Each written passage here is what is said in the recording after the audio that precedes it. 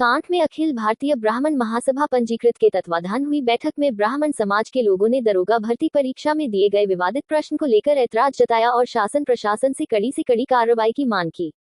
कांठ नगर में doctor VP Sharma complex परिसर में अखिल भारतीय ब्राह्मण महासभा के तत्वाधान में बैठक आयोजित की गई, जिसमें महासभा के जिला अध्यक्ष आचार्य भावेश शर्मा ने दरोगा भर्ती परीक्षा में दिए गए विवादित प्रश्न को लेकर कड़ा ऐतराज जताया।